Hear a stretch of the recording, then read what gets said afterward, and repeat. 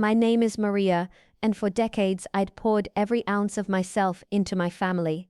I was 68 when my world shattered. I raised Daniel alone after my husband Carlos died in a construction accident when our boy was just 10. Back then, I was a nurse working night shifts at a hospital in Queens, my hands raw from cleaning bedpans, my eyes heavy from studying for certifications. Every paycheck went to Daniel, his school supplies, his soccer cleats. I bought a small house, a 2-bedroom with creaky floors and a tiny backyard, and paid it off early by skipping vacations and mending my own clothes. That house was my pride, my proof that a single mother could build something lasting. I even helped Daniel start his contracting business, loaning him money from my savings when he was 25. "Ma, you're my rock," he'd say, his smile so like his father's it made my heart swell. I believed him. The trouble started when Daniel married Lisa. She was polished, ambitious, with a sharp laugh that never reached her eyes. At their wedding she barely spoke to me, her gaze flicking past my simple dress to the flashier guests. I told myself it was nerves, that she'd warm up, but Lisa had a way of dismissing me, calling my cooking old-fashioned, rolling her eyes when I spoke of family traditions. Daniel didn't correct her, he'd just shrug, caught between his new wife and a mother who'd given him everything. The family reunion trip was my dream, a chance to reconnect with my roots. I'd saved for years to take us to Puerto Rico, where my parents were born. I wanted Daniel to know his cousins, to hear the stories of our family's resilience, to dance to the music that shaped me. I paid for it all, flights, an Airbnb in San Juan, even meals, because I wanted it to be perfect. The trip was magic at first. We laughed over mofongo, danced under string lights, and walked the beach at dusk, the ocean whispering memories of my childhood visits. But I noticed Lisa's impatience, her whispered complaints to Daniel when I shared stories. "She's so dramatic," I overheard her say once, and Daniel didn't defend me. That stung, but I swallowed it. On the last day, Daniel said they'd meet me at the airport. My flight was at 6 p.m., and I arrived early, my arthritis flaring from the damp island air. I waited by the curb, scanning every car, my phone heavy in my hand. An hour passed, then 2. I called Daniel straight to voicemail. Lisa's phone rang out. By the 3rd hour, my legs ached from standing, and worry turned to dread. Had something happened? I took a cab to Queens, $80 I couldn't afford, my heart pounding with every mile. When I pulled up to my house, the lights were on, but no one answered my texts. I walked in, my suitcase thumping behind me, and froze. My living room looked wrong. My mother's old armchair, its fabric worn from years of her stories, was gone. In its place was a sleek leather couch, cold and out of place. Lisa was rearranging photos on my mantel, tossing my framed picture of Carlos into a box. "Maria," she said, barely glancing up, "we need to talk." Daniel stood in the doorway, his eyes fixed on the floor. My stomach dropped. They sat me down like I was a child. Lisa spoke first, her voice clipped.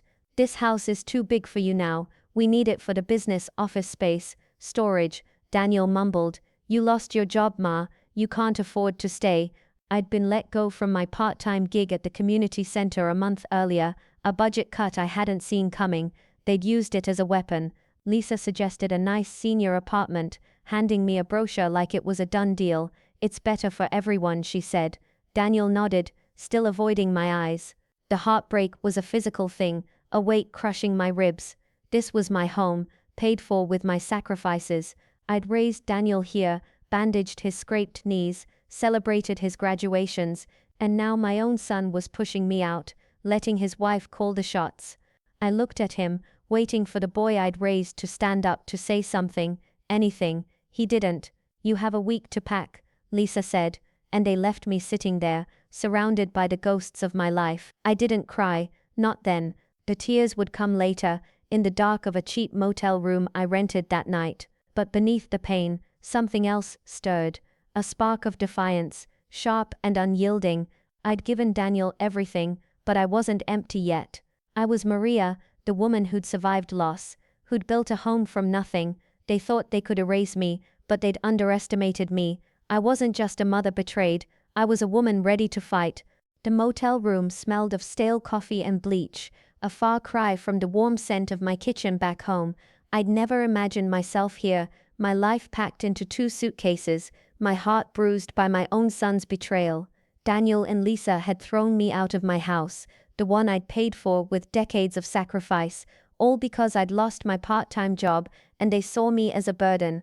The memory of Lisa's smug face, tossing my mother's armchair aside, and Daniel's silence burned in my chest.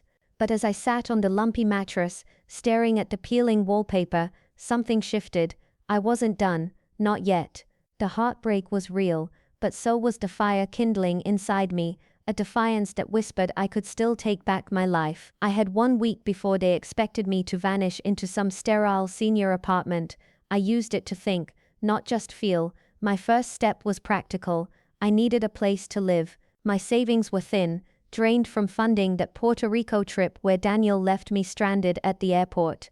I found a studio apartment in a gritty corner of Queens, a shoebox with a flickering light and a view of a brick wall. It cost $1,200 a month, more than I wanted, but it was mine. I moved in with a folding chair, a thrift store bed, and a few belongings I'd salvaged before Lisa could claim them. My mother's photo of San Juan, the one I'd hung in my old living room, went on the wall. It reminded me who I was, Maria, daughter of survivors, not a woman to be discarded. In the quiet of that bare apartment, I started to plan. I wasn't sure what I'd do, but I knew I couldn't let Daniel and Lisa walk over me. One evening, while sorting through a box of old papers, I found it, a bank statement, yellowed at the edges, for a joint account I'd opened with Daniel years ago.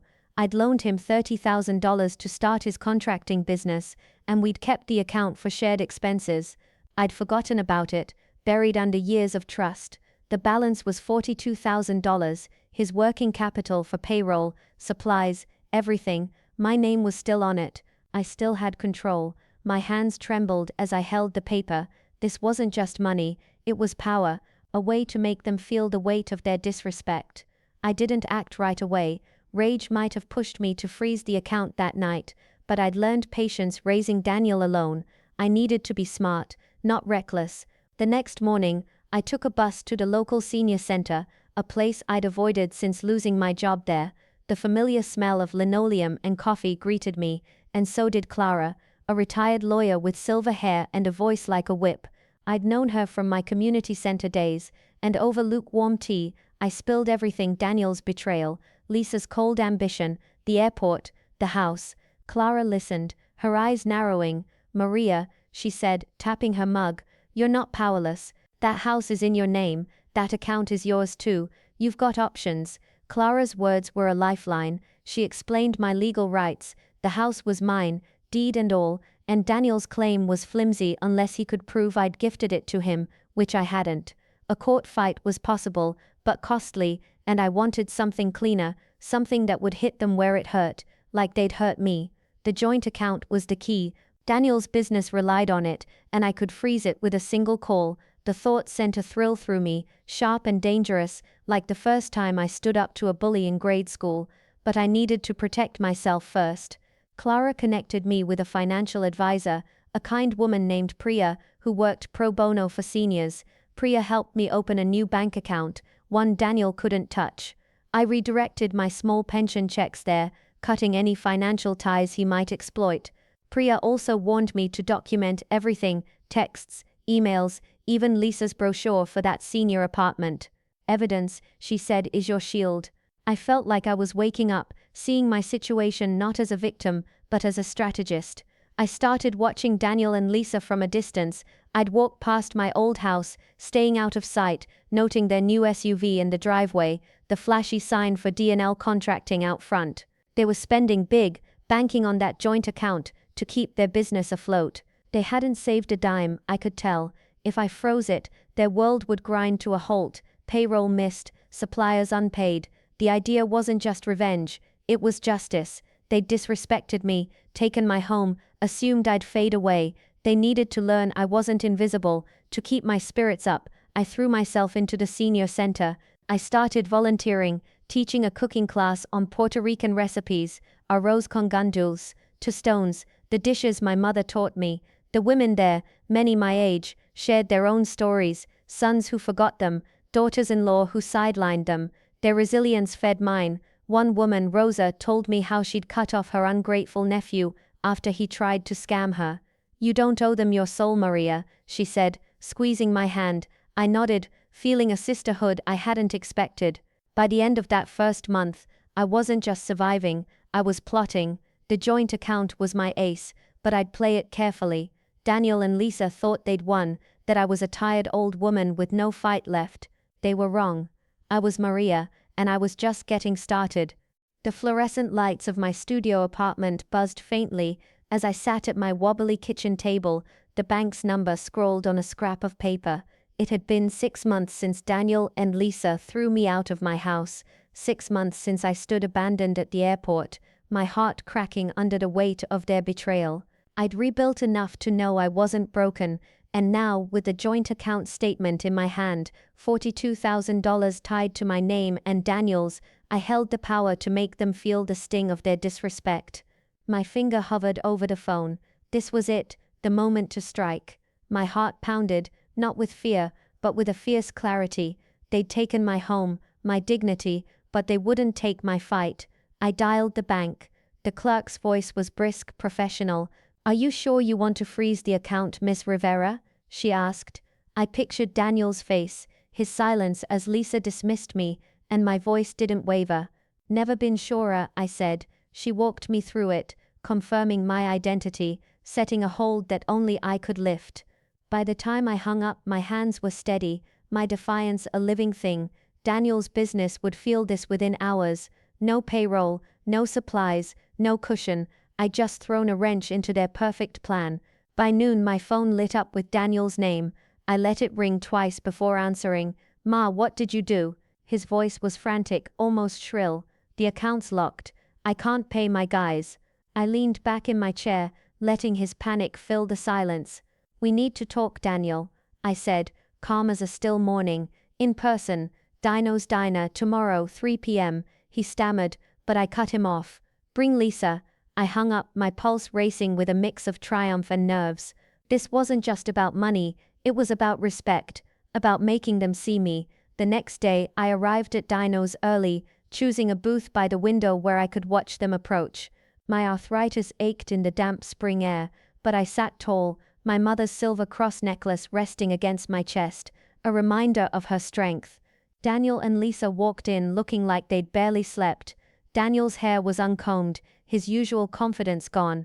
Lisa's polish had faded, her blouse wrinkled, her eyes red-rimmed. They slid into the booth, and I noticed how Daniel avoided my gaze, just like he had when they told me to leave my house. "Ma, this is serious," Daniel started, his voice low but urgent. "I can't run the business without that account. Fix it, please." Lisa leaned forward, her hands clasped tight. "We're sorry if you felt hurt, Maria, but this is extreme." Her tone dripped with condescension, as if I were a child throwing a tantrum. I sipped my coffee, letting them squirm. The diner's clatter, plates clinking, a jukebox humming filled the space, but I held the power here. "You took my home," I said, my voice steady but sharp. "You left me at the airport, Daniel. After I paid for your trip, you let Lisa decide I was disposable. Why should I help you now?" Daniel's face crumpled, but Lisa's eyes flashed. "This is blackmail," she snapped, loud enough that a waitress glanced over. I smiled, not warmly. "No, Lisa, it's a lesson. You don't get to erase me." I laid out my terms, each word deliberate. I wanted my house back, the deed uncontested in my name. They could rent it from me if they wanted to stay, but I'd set the rules. Market rate, no exceptions. If they refused, the account stayed frozen, and I'd pursue legal action to reclaim my property. Clara, my lawyer friend from the senior center, had already confirmed I had a strong case. "You have 3 days to decide," I said, sliding out of the booth. "Don't test me." Lisa's mouth opened, but no words came. Daniel reached for my arm. "Ma, please, let's talk this out." I pulled back, my eyes locked on his. "You should have talked 6 months ago." I walked out, the bell above the diner door jingling behind me. The spring air felt alive, like it was carrying me forward. Back at my apartment, I called Clara to debrief. "You did good, Maria," she said, her voice warm with pride. "They're rattled. Now stay sharp, they'll push back." She was right. Daniel and Lisa weren't the type to surrender easily. I spent the evening preparing. digging through old emails and texts for evidence of their promises to take care of me in the house. I found a message from Daniel, sent a year ago. "Ma, that house is yours forever. We'll always look out for you." The words stung now, but they were ammunition. I also called Priya, my financial advisor, to ensure my new account was secure. She warned me Daniel might try to open a new business account to bypass the freeze. "He'll struggle," she said. "His credit's tied to your loan history." I smiled at that. Their recklessness, the new SUV, the flashy ads was their weakness. They'd built their empire on my foundation, and now I'd shaken it. That night, I cooked arroz con gandules in my tiny kitchen, the smell filling the apartment with memories of my mother. As I ate, I felt her strength in me. The heartbreak of Daniel's betrayal hadn't faded, but it was fuel now, not a cage. I'd struck the first blow, and it felt good, clean like justice, but I knew the fight wasn't over. Lisa's anger, Daniel's desperation, they'd come back swinging. I was ready. The morning after our diner showdown, my phone buzzed with a text from Daniel. "Ma, let's work this out. Lisa's sorry, okay? Call me." I read it twice, my coffee cooling on the table, and felt the old pull of a mother's love. I still saw the boy I'd raised in Daniel's face, the one who'd clung to me after his father died. But that boy was gone, replaced by a man who'd let his wife throw me out of my own house, who'd left me stranded at the airport. His words now weren't remorse, they were strategy. The frozen joint account, holding $42,000 of his business funds, had them cornered, and I wasn't about to soften. The heartbreak of their betrayal still ached, but my defiance was stronger. They'd underestimated me, and I'd make sure they learned what Maria Rivera was made of. I didn't call back right away. Instead, I met Clara at the senior center, where the smell of fresh paint from a mural project filled the air. Over tea, I showed her Daniel's text. "Classic manipulation," Clara said, adjusting her glasses. "They're stalling, hoping you'll crack. Don't give an inch." She'd seen cases like mine, families turning on elders, thinking they could bully them into submission. "Keep the pressure on," she urged, "and get that contract ready." I nodded, grateful for her sharp mind. Clara wasn't just a friend, she was my anchor in this fight. Back home, I called my lawyer, a no-nonsense woman named Elena, whom Clara had recommended. I'd hired her with money from a small inheritance my aunt left me, a secret I'd kept from Daniel.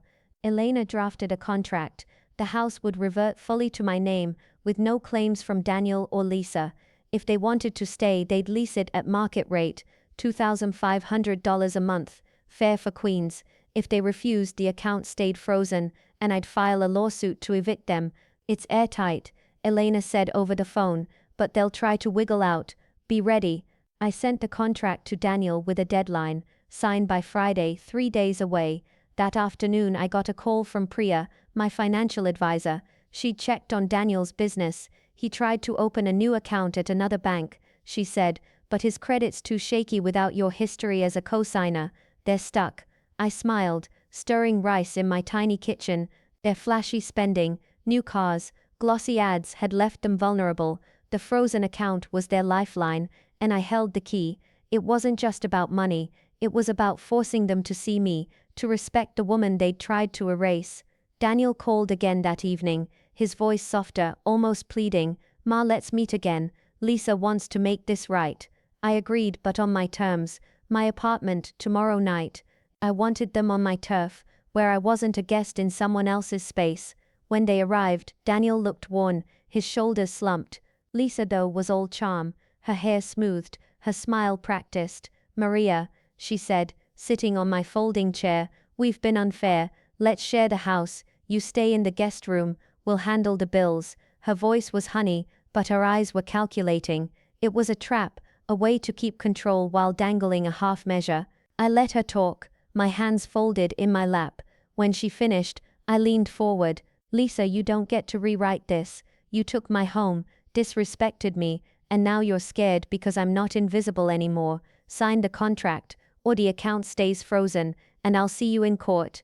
Daniel's face paled. Lisa's smile vanished. "You're being unreasonable," she said, her voice tight. I stood, pointing to the door. "You have until Friday. Go." They left in silence, Lisa's heels clicking sharply on the stairs. The next day, I threw myself into my life, refusing to sit and worry. I taught my cooking class at the senior center, showing a dozen women how to make sofrito, their laughter easing the knot in my chest. I joined a book club, picking up a novel about a woman who rebuilds after loss. At night, I called my cousin Sofia in Puerto Rico, who invited me to visit. "Come stay with me, Maria," she said, her voice warm. "You're not alone." Her words were a reminder. I wasn't just fighting for my house, but for the life I still had ahead. Clara stopped by with news. A contact at the bank had tipped her off. Daniel had tried to withdraw cash from a personal account, likely to cover payroll. "He's desperate," she said. "That's good for you." I felt a pang for Daniel, but it passed. He'd chosen Lisa's ambition over me. Now he'd face the consequences. By Thursday, Lisa tried one last move. She showed up alone, her eyes red, claiming Daniel was stressed and she'd made mistakes. She offered to pay half the house's taxes if I unfroze the account. I saw through her tears. She was buying time. "Sign the contract," I said, my voice like steel. "That's the only deal." She left without a word, her shoulders stiff. As Friday loomed, I felt alive, not just surviving but thriving. The heartbreak of Daniel's betrayal hadn't faded, but it was a spark now, igniting my resolve. I'd drawn a line, and they'd either cross it or fall. Whatever came next, I was ready. Maria, the woman who'd built a home, lost it and was fighting to take it back. Friday morning arrived, the deadline I'd set for Daniel and Lisa to sign the contract, reclaiming my house. I'd learned to expect surprises, but I wasn't prepared for the quiet knock on my studio apartment door just after dawn. It was Daniel, alone, holding a manila envelope. His face was drawn, shadows under his eyes, no trace of the cocky son who'd let Lisa push me out of my life. "Ma," he said, his voice low, "we signed it." I took the envelope, my fingers steady despite the pulse in my throat. Inside was the contract, their signatures scrolled below mine. My house, my sanctuary, was mine again. The joint account, still frozen, had done its job, but as I looked at Daniel, the boy I'd raised, the heartbreak of his betrayal lingered, tempered by a defiance that had grown into something stronger, self-respect. I didn't invite him in. "I'll unfreeze the account today," I said, my voice calm but firm. "But things are different now. You and Lisa can rent the house if you want, but it's my rules, my terms." He nodded, his eyes on the floor, and mumbled, "I'm sorry, Ma." The words felt thin, not enough to erase the airport abandonment, or the night they told me to leave my own home, but they were a start. I closed the door softly, my heart heavy but unbowed. This wasn't about revenge anymore, it was about reclaiming Maria. By noon I'd called the bank to lift the freeze, but not before transferring $21,000, half the joint account's balance, to my personal account. My retirement fund, I told Priya, my financial advisor, when she asked. She laughed, approving. "You're a force, Maria." The money wasn't just security, it was a symbol of what I'd earned, what I'd fought for.